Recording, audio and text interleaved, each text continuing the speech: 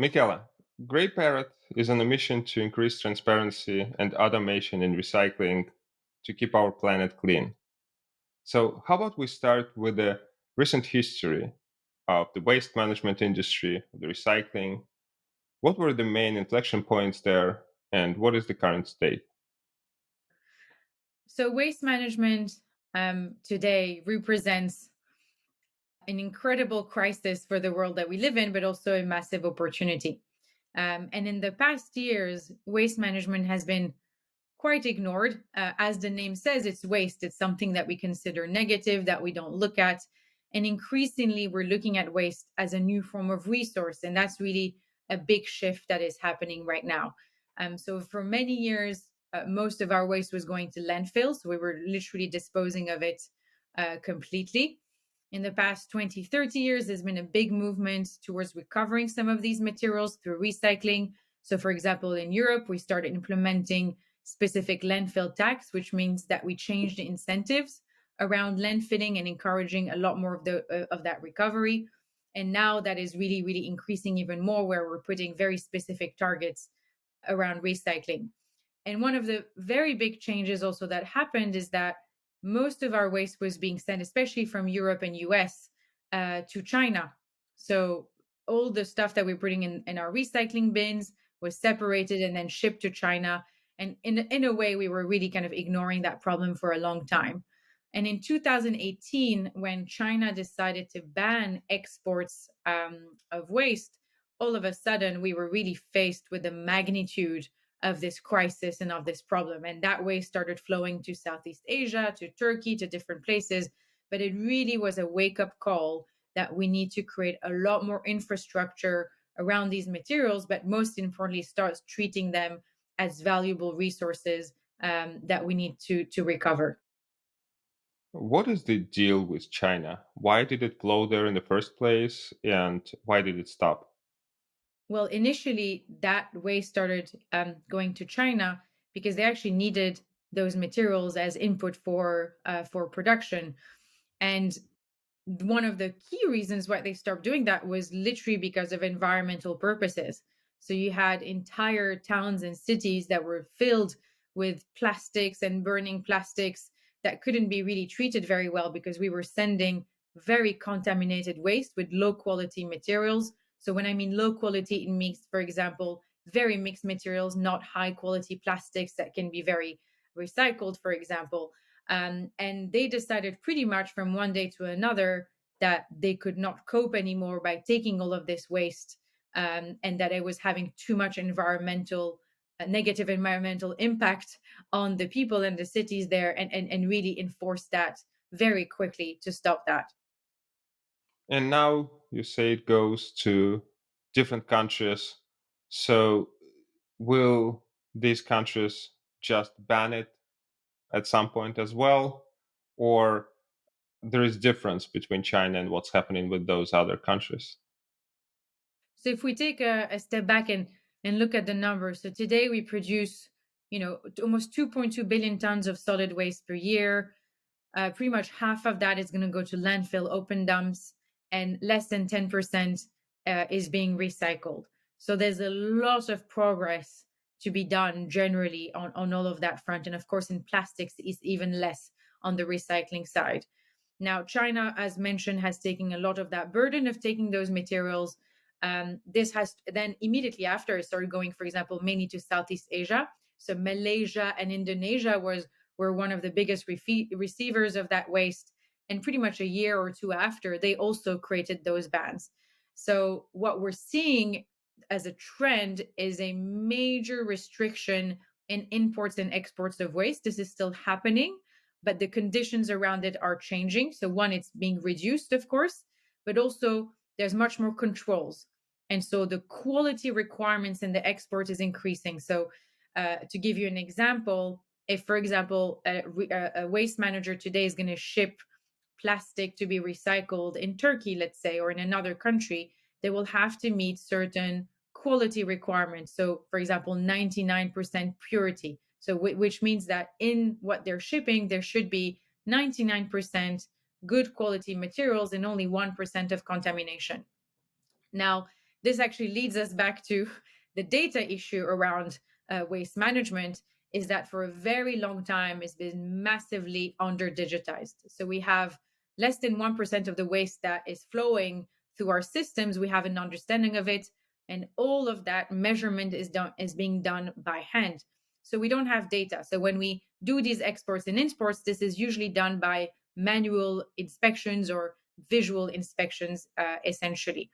And so as these regulations come in, as these requirements for higher purity come in, data becomes critical. And this is where we saw a massive opportunity, and where Greyparrot is really filling in the gap, is that digitization, and gathering data on waste flows to be able to measure the quality and the composition of that waste that is being treated, but also that is being traded at international level. And before we talk about how specifically you do that, just a quick question on contamination. What is it exactly, so listeners can better understand what is contaminated waste versus what is pure one? Well, that's a very good question, because it means different things at different points in the waste value chain. So, for example, when you put your recycling in your bin, and let's say you put some food in there, that food will be considered contamination, because it will basically reduce the ability of all of those materials to actually be recycled after that. When we move further along the chain, when the waste is being traded, contamination will be any material that the buyer doesn't want to recycle. So, for example, if I'm a plastic buyer, I want to buy pure plastic, and generally a very specific type of plastic. So, for example, PET, this is, as an example, your Coca Cola bottle. So, if I'm a PET recycler, I want to buy 99% PET, and I don't want to have paper or metal or cardboard in there. Similarly, if I'm a paper buyer, I want to buy white paper, and I don't want to see plastics in there. So, in that case, the plastics is contamination. And in the other case, the paper is contamination. So, it's really about what's the end product that you're trying to look at. And what's interesting as well is that this defines the monetary financial value of that resource. So if I'm looking at a bale, so like a big square of material, and inside of that you have 90% paper and a little bit of plastic, that's going to have a certain value. If I have 99% paper and only 1% plastic, that will have a higher financial value. And that can move, that just 2-3% move can double the price. So it has a very significant impact. And so this is why the composition of the waste is intrinsically linked with the financial value as well. And this is why it's so important to measure it at different points in the value chain as well. So there is a good reason to pay more attention to the composition and achieve higher purity. Gotcha. So you mentioned that we have a few significant challenges with recycling. We can start with the fact that only 10% of the waste is recycled at all. And then with that recycled part, we still have issues with the transparency of the consistence or mix of the recycled materials there. What are the other important issues in the industry Yeah. overall? So as mentioned, I think the lack of data, for us, we see it as number one, because we don't really know what is going on, and we don't really know where the problems are coming from. So there's definitely a data and accountability issue that we are trying to solve. And then that leads to a few other issues as well, which is, for example, packaging design, and ensuring that packaging design is fit for recyclability. So, to give you an example, your Pringles box will have perfectly recyclable materials. So, for example, cardboard, metal, plastic, but put together, that packaging is not recyclable, because it's not going to be separated, and therefore it's always going to finish in what we call the residue, and most likely go to landfill. So there needs to be this feedback loop between the producers and the packaging design and the waste managers to really see if a packaging is fit for recyclability, is fit for that sorting system, and ensure that the packaging is designed that way. And this comes back also a little bit to consumer education, because a lot of packaging sometimes can be complicated. So it's difficult for consumers to know where to put what or how to separate it. So that needs to be really simplified as well. And then we have an infrastructure challenge as well. So again, coming back to the China issue, because we were so reliant on exports of waste, a lot of countries and developed economies don't have the right infrastructure. Although they have already an existing infrastructure, it's not enough. So, for example, in the UK, there's some studies that show that if we were to ban completely exports and really take care fully of our recycling, we would have to invest another £1 billion in that infrastructure. And it's looking like regulation is really pushing towards building up that infrastructure. Um, Another challenge, and this is more specific to emerging markets, because here and we focus primarily on developed economies, but in emerging markets, it's even further away because there is no infrastructure at all. So there is no collection system or disposal system or sorting facility. So this is really building from scratch. And there's a lot of reliance on informal picking and informal systems to be able to recover those materials. So there, I think we have a different sort of a challenge of really implementing a first basis of a waste recovery system. Right. And in those developing countries, we also have some conflicting priorities, I think, in terms of they want faster growth, and faster growth comes from less worries about environment. And it's it's an important thing for them to get to the levels of the quality of life that they are sustainable, or that are the levels we come to kind of expect in our lives. So for them, it's even more challenging environment to get to these environmental, so to say, environmental conscious policies. But I got you. Exactly. So Great Parrot focuses on data, and let's talk about what you all bring to the table.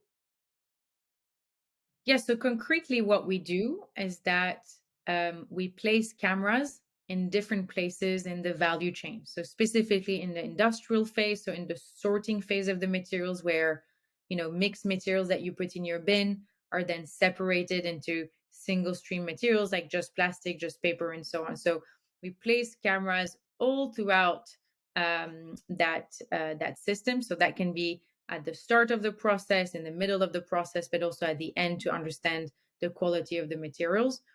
And with those cameras, we basically take pictures, continuous pictures of the waste on top of the moving conveyor belts.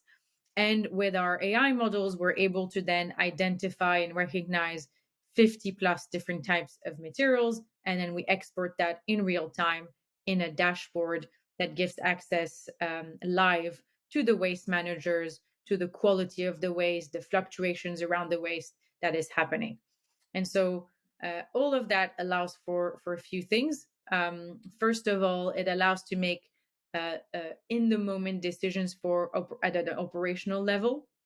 So, as an example, we have helped waste facility in the UK, designing and really managing the best blend that they could have when they receive the waste to ensure that they recover the most materials. So, if they mix the materials in a certain way, that allowed them to recover 10% more valuable materials that before they were losing, that were going to landfill.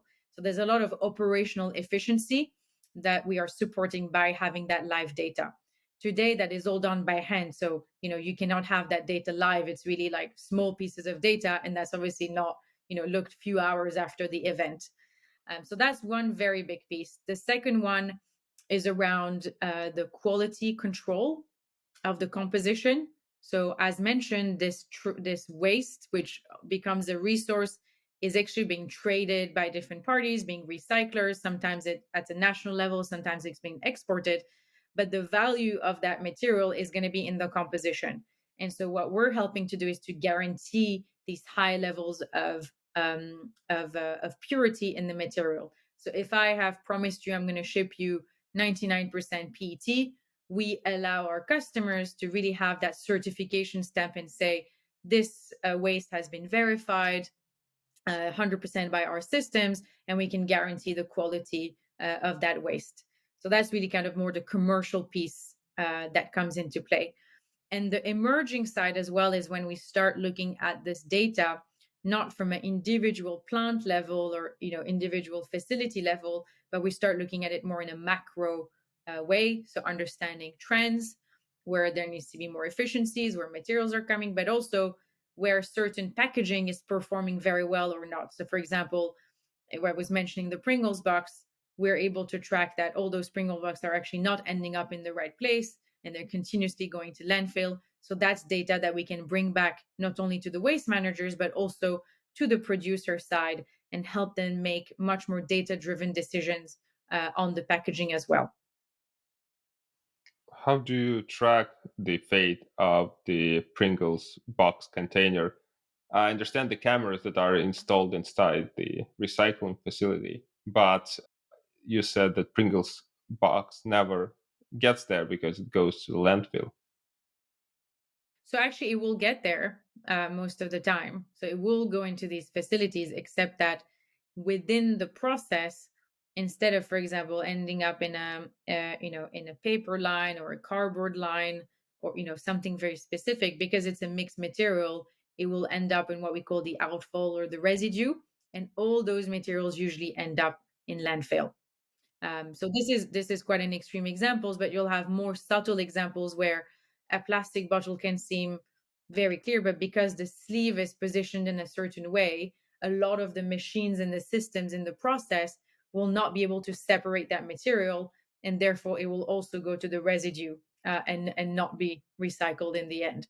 So it's really how it fits in that process of the sorting phase, and that sorting phase is really critical because unless you sort the material and you create a high value enough material at the end, no one is going to buy it. And if no one buys it, then no one is going to recycle it. So it's a very critical phase in our path of recovery of those materials. Gotcha. And in terms of purchasing this material, what are some reference price points for the recycled materials that are sold by the recycling facilities to the next stages of the process? Well, that's interesting because it can fluctuate quite a bit by material. But for example, on certain plastics, you will be looking at, 200 pounds a ton, 300 pounds a ton. So it can really vary. If you look at certain metals, this will be much higher. So it really fluctuates. Some of them are more stable. Some of them are very subject to, uh, um, the markets. So, for example, what it does too is that for these waste managers, if we look at it from a commercial standpoint, there might be a month where recovering more aluminum cans is much more important than recovering certain plastics. So we want to ensure that the way that their facilities are set up is really optimizing for certain materials or not. Ideally, we want to come to a place where those things are more stable, but in that trading mindset, it's also an important piece of the puzzle of ensuring that you're optimizing for the right materials too. That you're responsive to the demands of the market. Exactly. Very interesting. Yeah, I never thought about it from that lens. And talk about the customers, those managers. What type of facilities they run? How big are they? How concentrated or actually not concentrated they are? And where do you work with them in the UK only or broader? So our primary customers are waste managers, waste management companies. So these are private companies, and there are different types of waste management companies. But for example, the large ones would cover quite a large piece of the waste value chain. So that means, for example, a company like Veolia or Suez or Bifa in the UK, they would be doing everything from collection. So you might see their trucks and their bins, and they might be collecting your bin, at your household or in offices and commercial buildings. They will be transporting that waste to the facilities. So, what we call MRFs, material recovery facilities, where the sorting happens. So, they will be running that type of facility. And then they might even have recycling facilities. So, they will almost sell that material internally to other facilities to then do the actual recycling of those materials. Some of them might have also landfilling. They might have chemical recycling. So there'll be different parts that they own. And of course, you also have more independent players that maybe just take care of one piece of the value chain. So they just have one material recovery facility or one plastic recovery facility, as an example. The market is fairly concentrated, so you'll have few big players that have a lot of market share. And so for us, we've worked a lot with those larger players and also some independent players. But a big part of it will be covered by them. And just a caveating all of this, this is really the setup in developed economies. And again, when you go into emerging countries, this is very different, where you might not have that setup. The government might be in charge of this recovery, but it will be much less developed than that. And when you talk to them and when you install your systems, how do you measure the success of the implementation? Yeah. So first of all, there's an element of doing better than what they have today, meaning that today they rely on doing hundreds of manual samples a week. So that means literally people taking, 10, 15 kilos of waste, uh, putting that apart, putting them into bins and weighing them, and then putting that into an Excel sheet. So that's the current benchmark.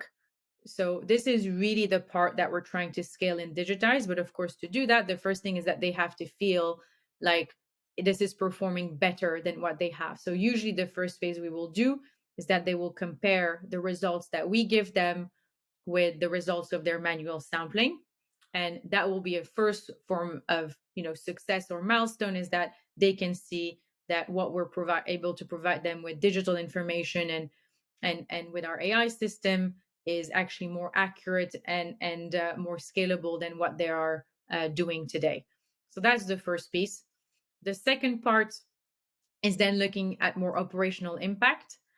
So that will be measuring uh, essentially what types of actions they're able to take in the moment by having this ability. So we've seen, for example, as I mentioned earlier, customers that have changed completely how they blend their materials because they can see live that the results are much better. Where we would probably want to move at some point is that all those changes happen automatically. So we're so clear with the almost the formulas that are there, that we could embed our AI systems in the rest of the operations and really automate all of that. I think this is where we are going.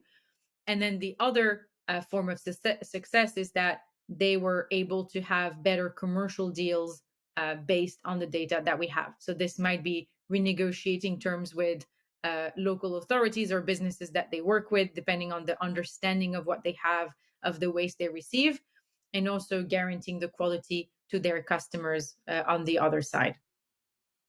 And this all affects their bottom line in one way or another. It's either they save on operational costs or they increase the top line by being able to extract more value from the materials that they have there. Yes, it's exactly right. And what's interesting is that the incentives are very aligned. So for example, if you recover more materials, that means you have more material to sell. So that increases the revenue, but it means also that that material is not going to landfill, and landfill is a cost. So it impacts both the revenue and the cost at the same time. And so as an impact obviously on the margins, um, and yeah, and the overall performance of the plants. Right. Sounds good. Let's talk about the AI systems powering Greyparrot. Were there any important recent innovations in AI that you and your team saw, and you decided that, hey, now it's possible, and we should build this company to leverage these new technologies to provide this value? Yeah. So I think in this is a bit going back beyond, before we started Great Barrett, but we had already witnessed and seen the incredible evolution in specifically computer vision and deep learning. So myself and my co-founders were working together before. We built large scale vision systems, and we could see like really that technology completely changing the face of computer vision, specifically deep learning. And this gave us the confidence that we could go and solve very complex problems like waste management, because when you go into these waste facilities, it's a very dirty, very variable environment. Like every single piece of waste can be combined and crushed in 10,000 permutations, right? It's not like one fixed object. And so that gave us really the confidence that we could go there.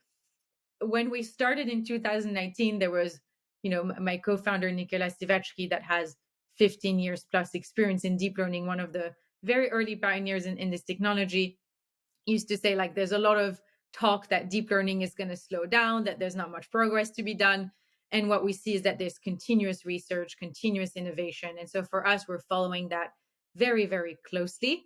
And we are continuously implementing new models. So what we do is that every few months, we will take the latest innovation there, or the latest models that are available, and then we will test it against our own models.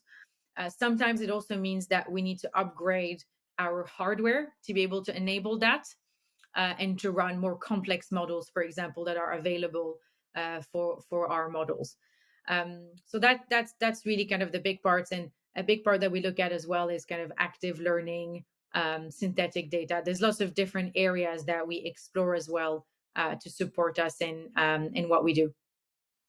How much of what's available in the open source you can use off the shelf versus how much do you have to Yeah. do in house? So it depends in which area, but when we look at the models, we originally were building our own, and we moved to more open source, like YOLO models that we are using, for our main product. And we have found that again to be, the most efficient path, and testing continuously kind of the new available models that are open source. When we looked at more like the processes or annotation tools and so on, because we're dealing with very live data and kind of quite unique way of processing that data, for that side we have built most of our models in-house, sorry, most of our tools in-house, as an example. So it's going to depend a little bit on which area we're looking at. Were you able to use any pre-trained models as a foundation for your work, or did you have to do all the training from scratch? So we did all the training from scratch. And it's interesting because this is an area where it's very difficult to find the raw data. It's not when you're building a face recognition model or something where, it'll go scrape online and you'll be able to build your first model. Here we had no data. So we had to, that was the first biggest challenge and biggest barrier to get into this industry, was that we had to get that raw data. So, in the very early days, as an anecdote, we were literally all bringing all our recycling to the office and taking tons of pictures of it. And that's how we built like our first prototype models, if you like. But very quickly, we needed the actual data from the facilities.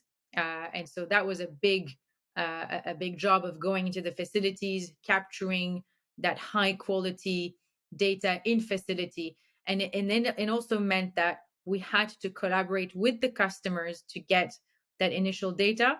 So what we say is we really co-built the product with the customer. So that really pushed us very early on to speak with our customers, understand their needs, build those relationships, because we were collaborating with them to really train the first models. Collecting the initial data to train the models is a huge challenge for pretty much every AI company, and everyone gets really creative about how to get that initial set of data. I'd love to ask you about that maybe in a sec. But before, so this obviously is one of the biggest challenges. What were the other important challenges that your team faced and overcame to get the system to the current level capabilities? So getting the data was one, getting a stable enough hardware. So talking about funny stories, I mean, I remember one of our first data collection happened with a partner in South Korea, and we went there with some sort of prototype hardware that looked like a student project, really. Uh, with like lights that were on the side and holding on a little thread. I mean, it's quite something. And we were hoping that it wouldn't crash and we would get the data that we need. But it was really getting to that point of having a stable enough hardware was a big challenge after that, because we had, I think, underestimated that at the beginning. But you know although everything we use is off the shelf, you still need to have a hardware that is fit for purpose, especially for environments where there's vibration, there's dust, things are dirty.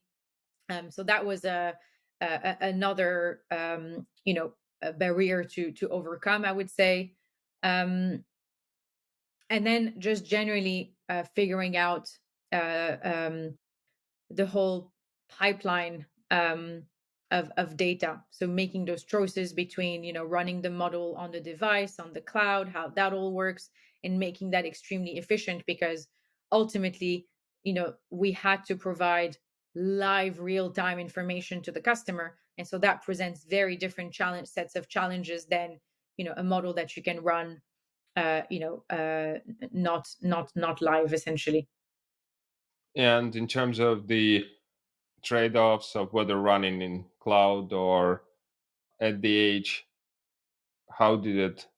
What's the current setup? Where do you run your models right Yeah, now? so we run all the models on device, and we just export essentially the results and the outcomes that need to go on the on the dashboard. And then we also export lower quality images that help also provide more information on the dashboard. But all the high quality images are not continuously uploaded, and again, all the inference and the models happen on the device itself. So the actual cameras need to be upgraded, the ways to mount those cameras, and the compute that is also connected to those cameras had to be powered up significantly to be able to process the data Exactly. in real time at the edge. Yeah, and also the lighting, because those environments usually, it's dark. Some of them run 24 hours. That fluctuates. And obviously, for the models, you want to create a setup where your stream of data has, certain um, stability, right? So that we can train models that are replicable across everything.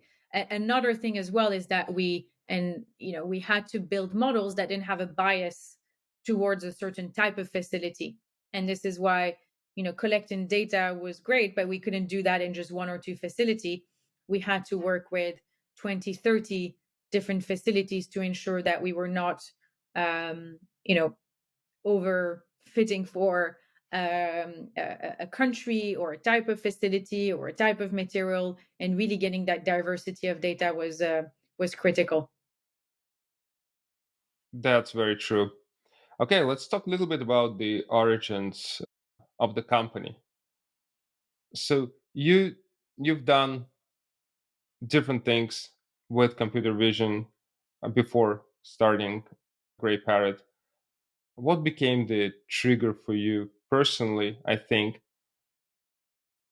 to focus on this problem? So for me and my co-founders as well, the really big trigger was a combination of two things. One was that, as mentioned, we had worked on large scale computer vision products and solutions before. So we had seen really firsthand the capability of that technology, and we had ourselves, really breaking records and really pushed to the boundary of image recognition. And so that was one. And so there was a lot of belief on how this technology could really shape and change a lot of industries. And the second part was more a purpose driven reason, where all of us felt like there's this amazing technology, there's incredible talent. How can we use that to build solutions that can have, of course, a business impact, but also a positive environmental impact? And so that was really the motivation. So when we started and decided to set up Greyparrot, our mandate was pretty broad. It was really, how do we use AI computer vision to have a major impact from an environmental perspective in key industries? And waste became one of them very quickly. So my family's background is also in the trade of plastics and recycled plastics. So I knew quite a bit around what was happening in China and some of those big trends and big changes. So we very quickly put all our efforts and energy into waste management.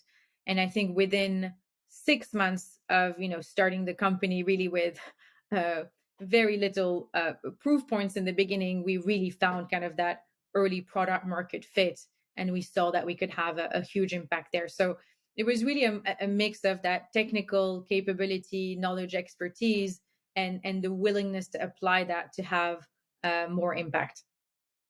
And to find that early product market fit, I believe you spent quite a bit of time talking to great numbers of different people in the industry. So, talk about that customer discovery stage that you've done. Yeah. Yeah, it's a very interesting stage. It's because you're trying to find some uh some order in total chaos. That you don't know really where you're going, and you're trying to find a route somewhere, even without knowing the destination. So it's a very interesting phase. But for us, it was, and this is still core in the company right now, is this obsession with the customer insight. And so what we did is like you said, we literally talked to hundreds of people. And so that meant we went through the whole value chain. So it was a mix of research, so really reading papers, understanding the value chain, understanding the numbers, kind of more that kind of research approach, but also the very practical approach of going and speaking to people. So we spoke to everyone from municipalities to governments to regulators, brands, waste managers, recyclers, like you can name it. Anybody in that chain we were speaking to, and trying to get to asking questions: what's their biggest problem, what are the trends that they're seeing, and so on and so on. And so one way of doing that was, for example, attending waste conferences and going stand by stand to everybody and understanding what they do, what they're facing, how they're adding value, what challenges they're facing, and really slowly discovering that. And I remember we used to like all do that, and then come back and in a big whiteboard go and summarize all the conversations and all the trends and see, okay, there's something there, let's go deeper. And then we would go back and do more of that research. There was a point where just talking was not enough. So, within 1 or 2 months, we built a very basic prototype. But, like, again, as I said, when we were collecting all the waste from our homes and trying to running it and taking pictures ourselves. And it was very simple, but it showed the concept, right? It showed the concept. Yeah, sometimes it was to help people recycle better. And then we were able to show how it could, power a robot, for example. So it was very simple demos, but it clicked for people. It helped them understand. And we could quickly see, like, this is resonating and this is not resonating at all. So we moved to kind of that prototype phase. And then when we started building the first models for the waste managers and showing how that could give data, that's when there was a bit of a light bulb moment where it was really, really resonating. And we, even at that early stage, we started getting inbounds. People wanted to talk to us, people wanted to welcome us in their facilities to collect data. And that's when we said, okay, there's something there, let's explore more. And we kind of gathered all our energy to build, first version of the product in that sense, in that area. How many ideas you decided not to pursue before you got to this current version? That's a great question. I think, I don't know, probably 20 ideas. A lot of them. A lot of them. So there were 20 Because ideas, and then there were a few mock-ups that you presented to people. mock-ups, prototypes, but very early, nothing too sophisticated, but it was like, uh yeah, we looked at trucks, we looked at smart bins, we did like a really a large number of things. And within that, there's nuances, because then, for example, there was choices around what type of material, right? Do we tackle electronic waste? Do we tackle construction waste? Do we tackle municipal waste? So even within that, there's choices. And then at some point, we saw the traction in that area and we went for that. But indeed, like, there was a lot of things we had to cross and say no to. And I would say this still happens today. It's a big skill to learn to say no to a lot of things in a startup. Yeah, and it's always scary to say no because that fear of missing out is always haunting you. But not saying no, yeah, spreads you so thin that you likely fail at everything, Exactly. and that's a very very tough type of decisions for every founder to make. Here, I 100% agree with you. But great thing was that you've built that initial prototype, and that's what we always discuss when we say that picture is worth 1,000 words. It's, yeah, we all prefer to see things rather than being talked about potential and stuff. And so if you really want to understand if it's going to click with your potential customer, show them something, even like a slide deck or some mock-ups in Figma or whatever, that will help them really visualize how it will look in their environment or how it will solve their problem. And Absolutely.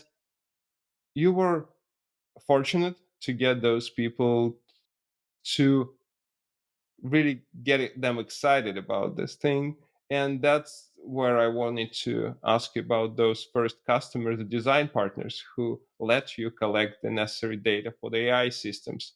Did you have to do a lot of work convincing them? What was your creative path to get that data? So I think the type of people that really helped us in the beginning is those companies that, you know, I either very innovative and like to take risks. So, they have somebody that is in charge of innovation or has a specific mandate around innovation and is really looking for what's on the edge and kind of really going very early stage with companies and helping them do that. So we had one, in the UK, a company called Grundon, and they really had somebody there who was a champion and really saw the full picture. Like, he understood the vision, he understood where it was going, he understood the impact it could have for the industry, and therefore was just very keen to help us get through those first hurdles. And then we also had, other companies where, there it's independently run. So, for example, we're speaking directly with the MD. It's their facility, so in a way they're a little bit more relaxed. There's less rules. You don't need to have a contract signed or anything to get into the facility. So it's a little bit of that atmosphere where it can be a little bit more collaborative, easier to get feedback. So that helped us a lot to work with them.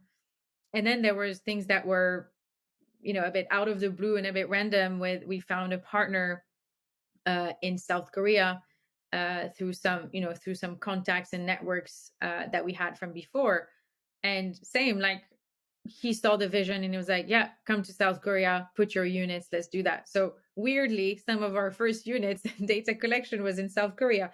So I think the early days, it was really embracing anyone that had that belief at the start, and collaborating with them. So it was really all about finding those people that could see beyond kind of what is here today, but could imagine what it could be in the future. This is a very good point. Yeah, and very interesting case when you had to fly to Korea for your first customers. Well, you do whatever it takes. You need to fly to Korea, Exactly. you go to Korea. Okay, sounds good. And in terms of fundraising for the company, you've raised several rounds right now. So talk about, I think, the very first ones. How did it go? How did you approach it? And how did it change for the subsequent one? So the first round that we raised was from a family office, and it was an investor in the previous company that we used to all work out to all work at, called Blipper. So my co-founder Rish and also Nicola, we were both all there together, and I had a lot of relationships with them. And I think when they saw that we were starting this new company, there was just a lot of belief in the team. So that first investment pre-seed was very much a belief in the team and our purpose and our ability and our ambition and our ability to build something. But there was really not much there at the start. So that was kind of our first pre-seed, and that allowed us to go through that first 6 9 months of iteration and market research and getting to that first and building prototypes and getting to that initial product market fit. And then once we had found that product market fit, that's when we went for our first institutional round, like with kind of more established venture capital firms. And again, went through the whole process, pitching everywhere, being out there, and so on. And we met with Speedinvest, which was our lead investor for the seed round, and really had a great connection there. And this is more around a lot of proof, obviously, around, like, there was a lot of belief around the team and our ability, but it was also a lot around the market. So we had to do a lot more proof points around the market itself, where we're playing, where we see the opportunity, and early proof points of the technology. So we had just a prototype at that point. I think we had a couple of POCs. Like, it was very early, but you could already see the direction we were going at. And so that was really the stage we were at. And then the more recent round that we raised the past year in 2022, kind of late seed Series A, that was with a lot more commercial traction. So we had just reached a full commercial stage on the technology. So there was a lot of de-risking on the tech because we had already a fully working product, with 50 plus categories, recognizing at 95% plus accuracy. Like, there was a lot of doubts on the capability of scaling the technology and so on that had been gone, and also early traction, revenue, ARR that was starting on the commercial side. And so that became a little bit more metrics based round, that we raised that we raised in the past year. In all those fundraising activities, I think the first one was, of course, an outlier in a sense that it didn't require much of a convincing in terms of the actual traction or a Yeah. market. It was all based on the team, which is the best way, of course, to fund the Yeah. very early stage. You don't have any traction to back it up in any way. But for the next two rounds, what do you think you did well, and what would you have done differently next time? So I think in both the rounds, actually, interestingly, and better, I would say, in the last round that we did, was that we set ourselves up to scale the fundraise, because it's, at the end of the day, is the realization that it's a numbers game. I think especially in the current market, which is much more difficult, it's kind of accepting that you're going to have to speak to a lot of people to get to get the funds. And it's not because it's not just because of rejection. I mean, because there's going to be a lot of rejection. The rejection is not because necessarily of us, of what we do, but it's just finding the right fit with the investor takes time. And so we really looked at it like a sales funnel. Like we need to be having a list of 200 investors. We need to speak to maybe 100 investors, and out of that 20 will go to the next stage, and two or three will convert. So it was really looking at it that way. And so that means we set ourselves up that we could very easily share our deck, that we have a data room that's very clear, that we can easily scale to everyone. And so it was kind of really creating a system around the fundraise that helped a lot, I think, both on the seed and the Series A. Uh, Something I would do, or a learning, let's say, is that I would be even more selective in who we speak to, because what you realize, and especially what we do, so it's a combination of like impact. There's AI, there's hardware, so there's multiple themes. But sometimes you meet, for example, generalist funds, and you're being so what we do is being compared to, I don't know, like a fintech SaaS solution. And all of a sudden, those are very different metrics, and it's quite difficult to explain the stage that we're at and what we're doing. So I think what I would recommend, or learning again, is to be more selective in finding at least one connection. So either they specifically invest in AI, or they specifically do impact, or they specifically do circular economy, but kind of this very broad kind of trying to speak to everyone, even if they have very good names. I think in the end is less. You can waste a lot of time doing that. And as a founder, it is extremely tiring and draining to fundraise on top of building your business. So anything you can do to like optimize that is really critical, to keep the endurance and the pace in that phase.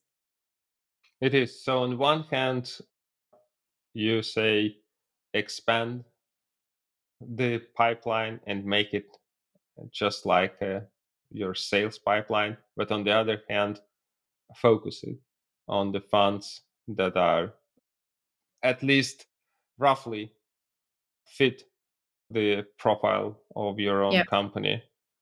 And I think you can always expand it further if you don't succeed in that exactly. specific segment. So it's not like you will never ever talk to those people. Maybe you will eventually, but just start with the ones that are better fit for you and expand as needed.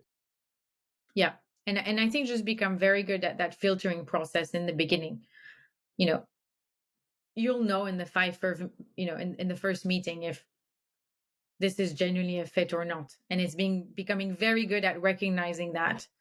I think is important, because then you don't spend your energy there, and you go on to the next one, because there's only so many conversations you can have at the same time, right? Yeah, and it's also about not deceiving yourself, because that recognition, whether it clicked or not during the first meeting, is normally quite obvious. Yeah. It's just that you as entrepreneur always want to believe that there was more to that than what actually were, and then you convince yourself, no, there was something and we should pursue it, versus Yeah. facing the music and saying, yeah, looks like we're gonna just waste our time and their time with that. And yeah, better this time is better spent on people who really like what we're doing here, and where we do feel the connection. Exactly.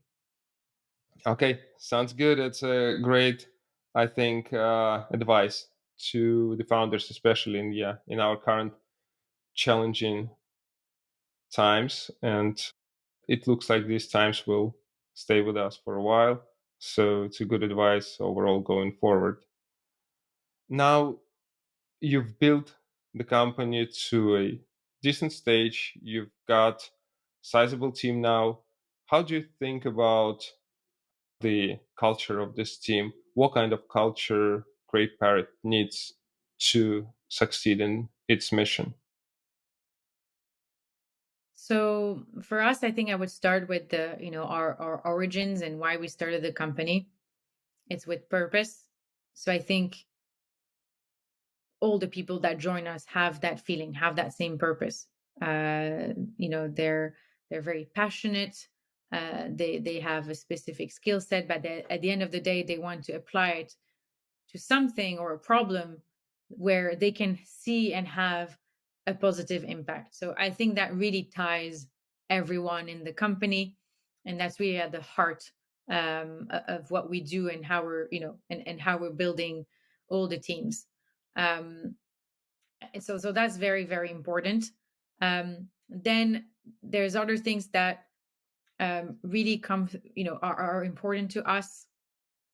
So one of them is around, for example, positivity, and having this really ability to see the solution, because in a startup environment, like, you are facing challenges just continuously. Like, that's basically your problem solving all day, and so you need that mindset of can find a solution, let's try something different, and a lot of resilience as well. And if you're surrounded with people that are positive, that can know also how to have fun, and so on, that resilience really goes up, and that makes a big difference. And another point that's very important for us is that kind of low ego collaboration piece.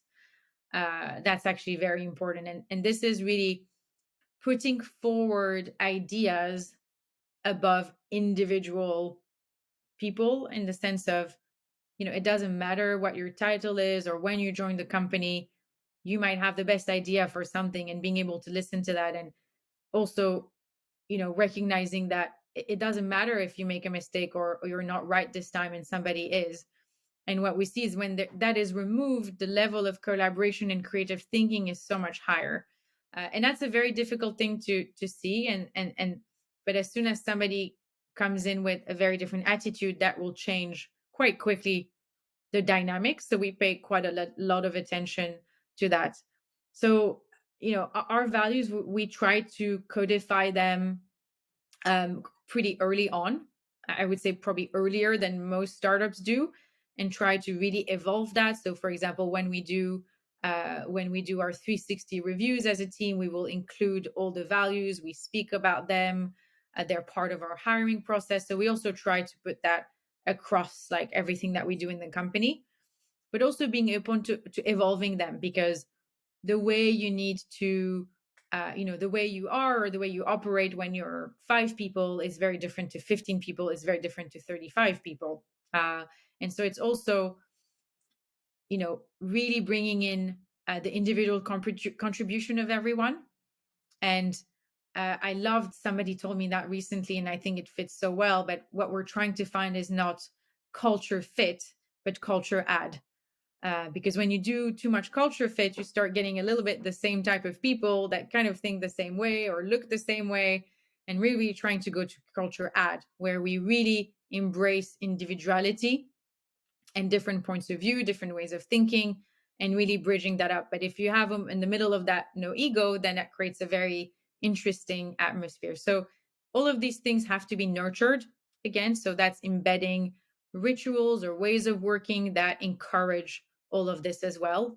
And I would say we do pay a lot of attention to our culture, and how that evolves, and really trying to scale that as we grow as well.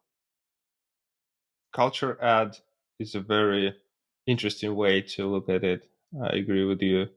And when Yeah. you said that it's great to see when this mindset of who's right versus what's right, when it's switched to the latter, it changes the way people act. Did you figure out a way to foster that, or to accelerate the switch for the people? I mean, I think these things come in a lot of our behaviors of day to day. I don't think there's one thing you can do to encourage that, but it starts a lot with leadership. So, if for example, I can say, somebody gives an idea and I'm like, oh, actually that's a much better idea than I thought. Let's go with that instead. And that can be anyone. So it's just showing those examples, of acting upon these things. um and it's also one thing that we say a lot, for example, is we assume best intent from everyone. So, and we assume that we trust everyone and that you're capable of doing what we do. So our base layer assumption is that we trust each other, that we assume best intent, and that creates a base of trust where people feel comfortable to say something that might be wrong, or that might, be the opposite of what somebody else said, because there's this base understanding of this is how we operate.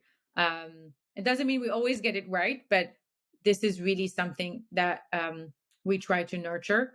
I think something that helped me a lot, um, is that, during this time in the last year and a half, I also had a daughter. So I became a mom. So I had to, I went on maternity leave for a few months. So this was a quite a challenging process, but it was also very interesting. And I think it made us stronger in the end, because we had to create a lot of trust in the team to delegate more. And there was this belief of like, I'm going to be away, but I really trust you guys to run and continue things. So I think that overall helped a lot, that that ability to delegate, let go, and really empower people in all the different areas in the company. It's a very powerful way to build that delegation dynamics. Though I'm not sure it's that applicable to many founders. You need to, yeah, but it's Oh, it's very hard. super cool that it happened to you, and congrats It's very on hard. the newborn. Okay, let's turn to the future now. What do you see in the near term, say next 5-10 years, in the circular economy overall? How it will evolve in the developed world, in the developing world, if you have any insight into that as well? Yeah. Well, first of all, I think there's a very big theme around regulation. And that's going to be really a big guide and an accelerator for everything that is happening. And there's obviously big movements there, with the plastic treaty, with extended producer responsibility, plastic taxes, waste export bans. All of these things has a big impact, and I think the acceleration of that, and this is everywhere across the world, is going to change the dynamics of the waste business. It is already. So, as an example, extended producer responsibility is critical. So that's essentially moving the responsibility of waste from being only in waste management to actually the producer. So that means that if I'm Coca-Cola or Pepsi or L'Oreal, I'm responsible for the end life cycle of the product I produce, and I have to pay a certain tax for the recycling or for the recovery of that material. And so that really changes the dynamics. And really, that's what is going to encourage us towards the circular economy, because all of a sudden, the production side is incentivized or penalized for what happens to the product at the end. And we ourselves really want to be at the center of that, enabling that with much better data to enable that exchange. So I think that's one very big theme around regulation and changing those incentives in the sector. The second one, I think, is really that shift between thinking about waste to thinking about resources. And this is really coming into play, of course, because we're seeing, the damage that it's creating to our environment, but also because more and more we're starting to see the value in those materials. So, in the recent year and in years, what we've seen with the supply chain crisis, with like raw material shortage and so on, all of a sudden it's apparent that we are surrounded by these valuable materials, except that they're just not being used or recovered in the right way. So even as consumers, or in a cultural way, shifting that mindset of waste to resource, I think, is going to be very key.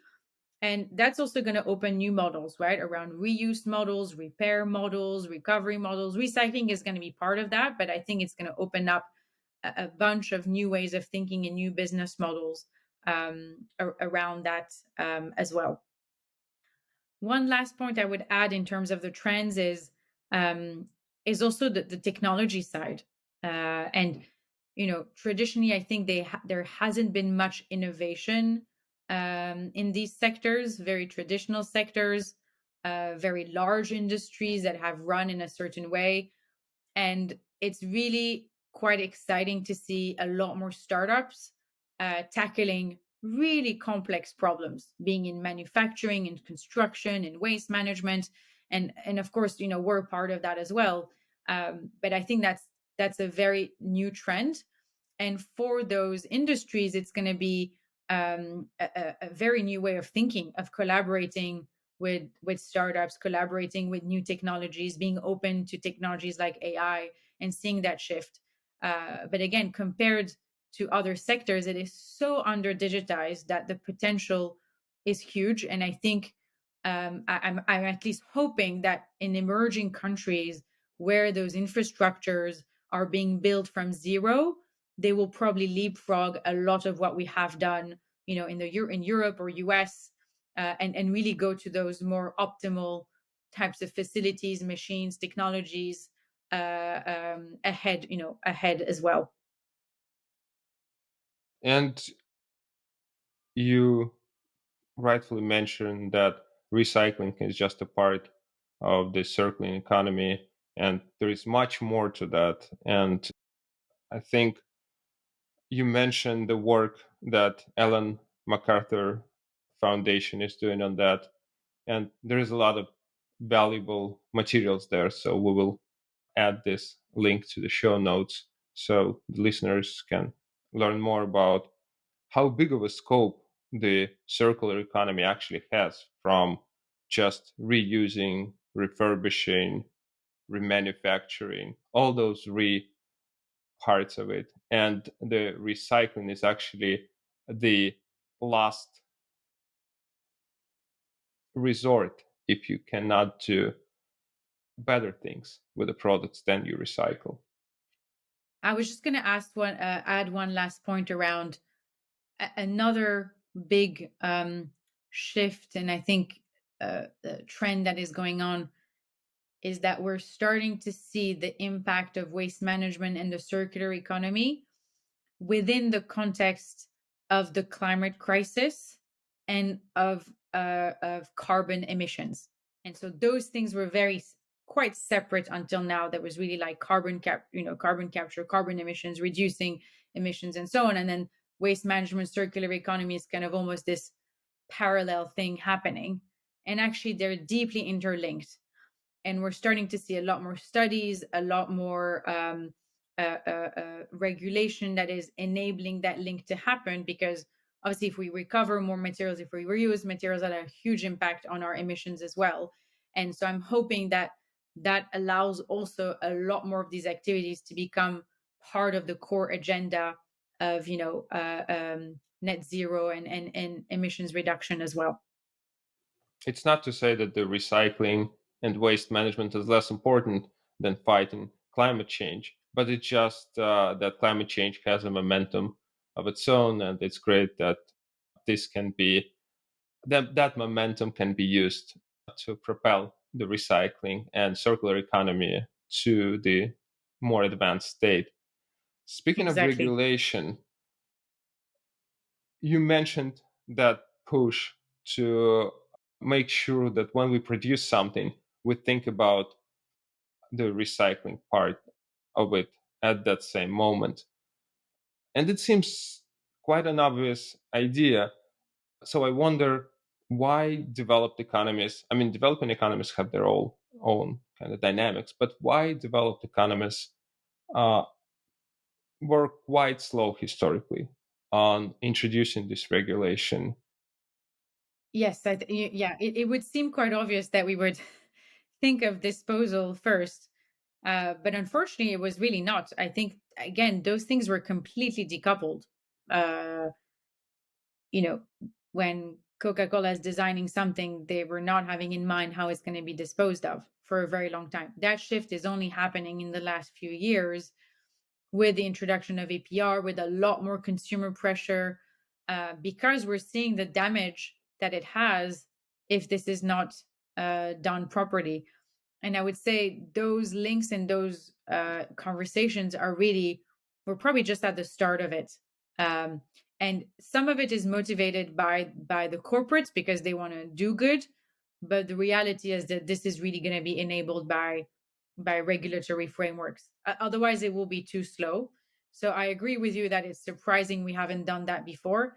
But at the end of the day, they are maximizing for certain metrics and profits and so on, and sales, and not necessarily end of life. And now that end of life has become part of the story, it's very different, but it was not a natural thing to do. um, Now, obviously, there'll be different solutions for different sectors. So, and there's no silver bullet. I think for some industries, we're really going to have to move completely business models and go to reuse models and repair models. And some others, you'll still need disposal. But within that disposal, you have to think about the end of life and how those materials go back into the circular economy. So, I think it's going to be very specific to different sectors, and different types of materials, and different types of products as well. And you rightfully point out that businesses themselves are not situated well to deal with this, especially because I may be a very conscious, environmentally conscious business, but if my competitor doesn't do that, it means I'm going to be at disadvantage. And if the dynamics of the economy of the field pushes me to not do that or suffer the consequences of that disadvantage, it's very hard to expect me to do a lot about that. So that's why regulation, leveling the playing field, and making sure that everyone obeys these rules, including imports into the country that can be produced somewhere else and don't follow those environmental standards, are still covered by the same surcharge that or fee, recycling fee, to level the playing field with the domestic producers is going to be critical if we want to make sure that it's really applicable and not just some PR move to a Yeah, degree by product or a company that want to associate with yeah. this trend. And I think there's few very interesting points there, because one is, and I feel quite passionately about this, is putting all the weight on the consumer is not the right thing, because we are the consumers of our environment. So if everything is guiding us towards doing something or consuming a product in a certain way, that's what we're going to do. It takes a lot of will to go completely against the systems that we're in. And so I really believe that that push of the corporate change led by regulation is critical to be able to move fast. And then everything follows. Technology follows, innovation follows, investment follows. But that really is the starting point. And then the second part is, the greenwashing that you mentioned. I think there's been so much mixed messages around these things. Even like, this packaging is good, this packaging is green, this packaging is not green. Recycling works, recycling doesn't work, and this is also a bit dangerous, in my view, because you really need to have a lot of clarity with what is going on. And again, I think we're going to see a lot more regulation coming there around what claims are rights and not what claims are, you're allowed to do, and what claims you're not allowed to do. And sometimes there's a lot of demonizing of certain materials like plastics, which have their problems, but there's very different types of plastics. There are very different types of ways to use them.